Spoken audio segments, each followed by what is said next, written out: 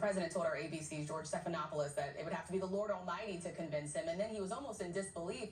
He somewhat said that he didn't believe that the Democratic leaders would come to him and ask him to step aside. Per our reporting, including that by our ABC's John Carl, that obviously changed, and the number right before the president stepped aside and dropped out of this race was 40 Democrats. Terry, thank you. I want to go now to our political director and our Washington bureau chief, Rick Klein. Rick, in the president's statement today, he makes this note that he's going to withdraw from the race. He says it's the best thing to do for the party and the country. He also said that he plans to address the nation later this week. Do we know any more about what that address will look like, what he will say? And also, have we even heard yet from Vice President Kamala Harris, the person he's endorsing?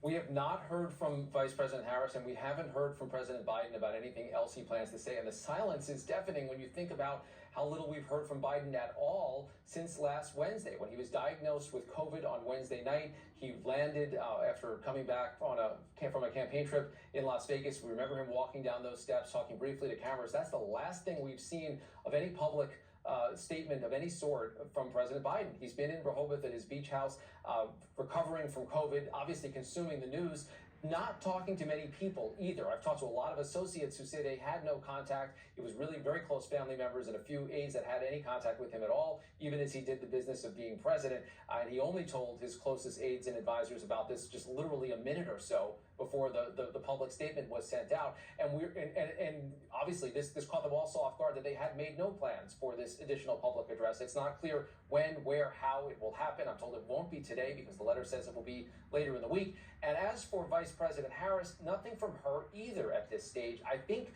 to divine a little bit of the strategy behind this, the thing that both President Biden and Vice President Harris are trying to do is to try to make this as organic as possible. They don't want this to seem like this is ordained from on high in the Democratic Party, even though functionally they are trying to get it there with the statement from President Biden and from the Clintons and many others supporting Harris. They want this to be a choice that the delegates come to.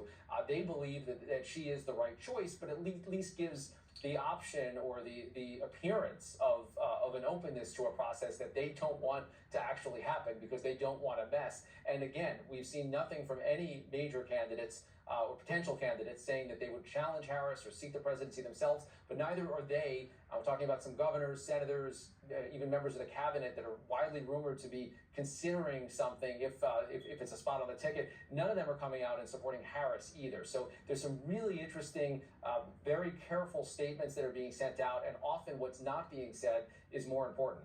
Yeah,